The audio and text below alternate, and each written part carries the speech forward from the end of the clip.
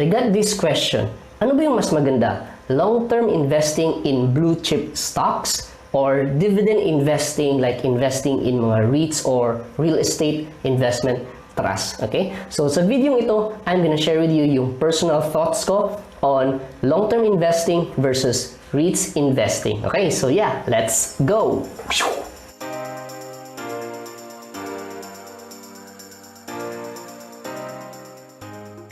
Hi guys, Tiyo Pilo here and welcome to my channel. So in this channel, we explore mga different opportunities and we conduct experiments on how you can build multiple sources of passive income. So if you're new here, click the subscribe button, tapos ping mo rin itong notification bell. Tapos very important, nothing in this video is financial advice, so make sure you do your own research, okay? So now that's out of the way, I got this question, okay? I got this question about dividend investing and investing in long-term stocks, or ito yung question niya, question from Brickster. Okay, pwede pong gumawa ng video on what is better, long-term investing on blue chip stocks like SM, Jollibee, Ayala, okay, or versus mga REITs or mga real estate investment trust. Example would be yung A-REIT, DDMPR, M-REIT, okay? So in this video, I'm gonna show you yung personal thoughts ko, okay, on ano ba yung mas better, long-term investing or REITs investing. Okay, so let's head on my whiteboard and I'm gonna share my thoughts. Okay, let's go! Usually in terms of investing, meron yung 3 goals. Okay, 3 goals in investing. And usually ito, tinatanong to every time mag-open ka ng mga investment accounts. Okay, so itong mga 3 goals na to, okay, so number 1 would be, ano ba yung gusto mo? Would you want capital, okay, capital appreciation, okay? So, ibig sabihin nito, nag-invest ka ng pera tapos tutubo yung pera mo, okay? Mag-grow yung money mo. Yung second naman is, ano ba yung gusto mo? Would you want regular cash flow? Okay? So, what do you mean by this one? So, magre-receive ka ng regular na kita, okay? Regular na kita. So, yan ba yung goal mo? Or number 3 naman, would you want capital, okay? Capital preservation. So, yung goal mo nito is that meron kang malaking naipon, okay? Tapos ilalagay mo siya ng investment, tapos yung goal nito is hindi siya mag-grow or mag-grow siya ng konti, pero yung goal nito is i-protect, okay, na hindi siya malugi, okay? However, merong bonus if mag-grow siya, capital preservation. You want to preserve yung capital mo. And then, depending on the goals, dito na papasok, ano ba yung strategy na mag-fit para sa investment mo. Okay? So, let me share with you, saan ba dito nag-fit yung long-term investing in blue chip stocks, tapos ano ba dito, saan ba dito nag-fit yung dividend investing. So, if gusto mo is capital appreciation, okay? So, dito papasok yung long-term investing, okay, in blue chip, okay? Blue chip stocks. So, ano ba itong mga blue chip stocks na to? Okay? So, ito yung mga big companies like SM, Ayala, okay? Like Jollibee, okay? BDO. So, ito yung mga blue chip stocks. So, these are like big companies. So, bakit ba capital appreciation? Kasi it is, or ideally, okay, ideally, over long term, mag-grow yung value ng mga companies ito. Example, ito, Jollibee, di ba? So, as you notice, yung Jollibee always nag-expand. So, nag-expand sila in different countries, nag-expand sila ng mga branches, okay? So, instead na yung pera, okay, instead na yung pera nila, ibibigay nila as dividends to their investors, reinvest back nila sa business nila. That's why if they keep on reinvesting back sa business nila, mag-grow yung value ng company over the long term. So, basically, kaya capital appreciation siya because these companies, these blue chip stocks, they're expected to grow over time. Okay? Now, if you want regular cash flow naman, dito papasok yung mga REITs or mga real estate investment trust. So, example would be yung A-REIT. Okay? So, basically, this is still Ayala. Okay? This is still a blue chip stock. Okay? Technically speaking. Pero, yung portfolio ni A-REIT, these are more into mga rental properties already. Yung mga rental properties. So, rental properties, basically, nagre-receive sila ng regular rental, di ba? Every single month. So, instead na they reinvest it back, okay? Which, ideally, pwede din naman nilang gawin yon. But, yung main goal nila is that they receive regular income from rental rental income, tapos binibigay nila sa mga investors. That's why you can expect to have regular cash flow. And ideally then, okay, ideally, so hindi gaano kalaki yung capital appreciation niya kasi hindi naman, they can't grow as fast compared with the blue chip stocks wherein most of their funds, they reinvest it back sa business nila. Okay? Tapos, ito naman, capital preservation. So, basically, like, meron ka ng, this is like for retirement purposes, okay? For retirement purposes. So, dito papasok yung mga bonds, okay? Mga bonds, kahit MP2 or mga time deposit, okay? So, meaning, parang naka-intact lang yung capital mo. Kasi with capital appreciation, pwede ka pa rin, pwede mag-down yung value ng stocks mo. Same thing with dividend investing, pwede rin mag-down yung value ng mga stocks mo. However, for capital preservation, which is very important for retirement purposes, highly suggested invest ka in bonds, in MP2, okay, or mga time deposit, kasi intact lang yung pera mo, tapos kikita ka na konting, okay, konting interest. So, ito yung tinatawag natin na risk-reward ratio. So, ano ba yung mas matimbang para sa iyo? Yung malaking kita, okay? Tapos, pwedeng malugi or hindi malulugi, pero konti lang yung kita mo. Okay? So, now, we understand na capital appreciation, long-term investing yan, or blue chip stocks, regular cash flow, dividend investing through Reits. Okay? Let me show you some data. Okay? Let me show you some data to appreciate yung capital appreciation, tapos yung regular cash flow. And with that, okay, you can check ano ba yung mas better para sa iyo. Dividend investing through Reits or long-term investing through blue chip stocks. Okay, so let's head on my laptop and I'm gonna show you some data. Now, to show you some data, so this is a graph from Instagrams. Okay, so unfortunately, yung mga REITs dito here in the Philippines, parang less than 2 years pa lang sila. Okay, so in fact, ito, DDMPR or Double Dragon, yung IPO nila was last March 2021.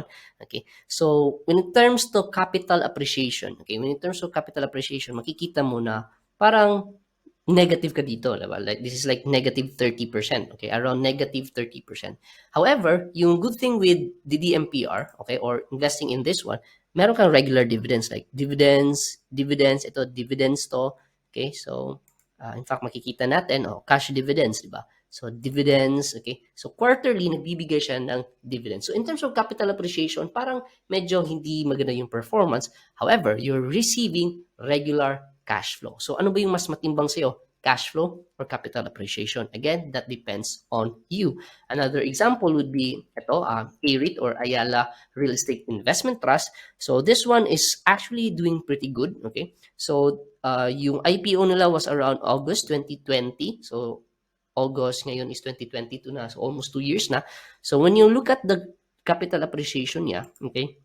So, nag-gain ka ng around 60%, okay? 60% interest, 60% capital appreciation, okay? So, maganda, okay? Maganda yung performance niya. At the same time, meron din regular dividends, okay? So, every quarter, nagbibigay siya ng regular dividends. Tapos, another example would be MREIT or yung Mega World, okay, Mega World Real Estate Investment.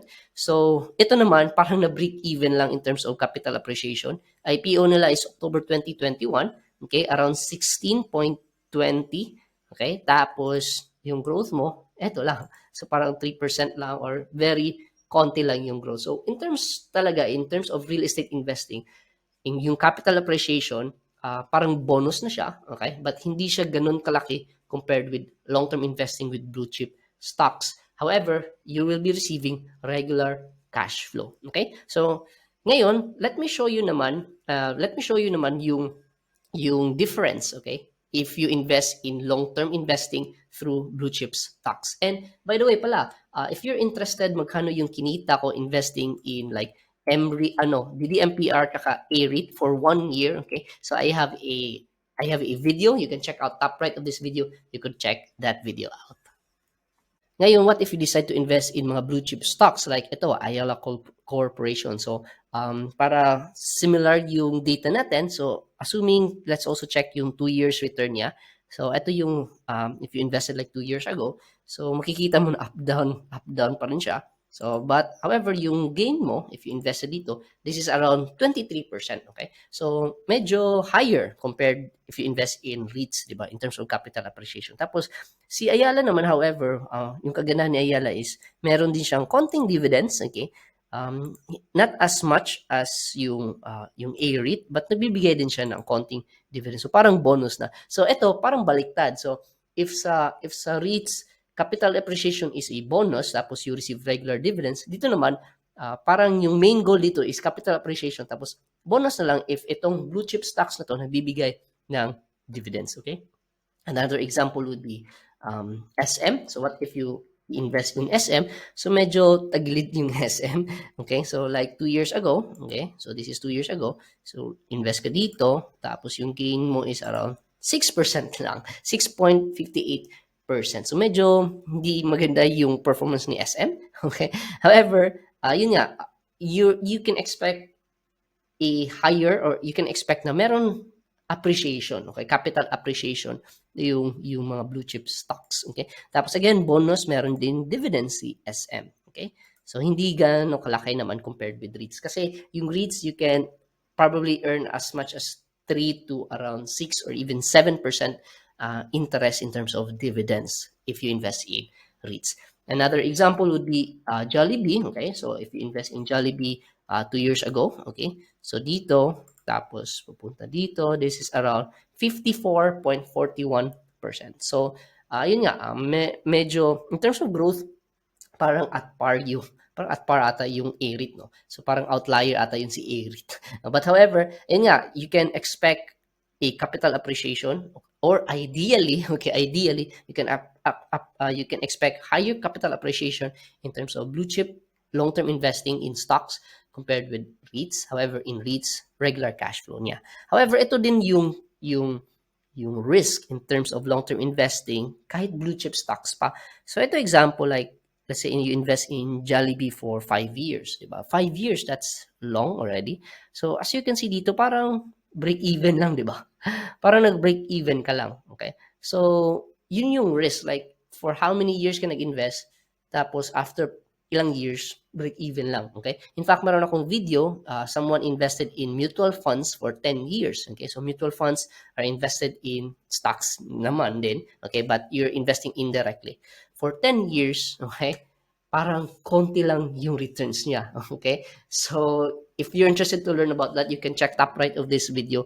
10 years investing in mutual funds, tapos yung returns, very minimal. So, yan yung risk of long-term investing. Okay? So, hindi pa rin guaranteed yung kita mo compared with REITs investing, at least meron kang regular cash flow. But hindi gaano kalaki yung capital appreciation mo. So, again, it all depends on you. Ano ba yung goals mo? Okay?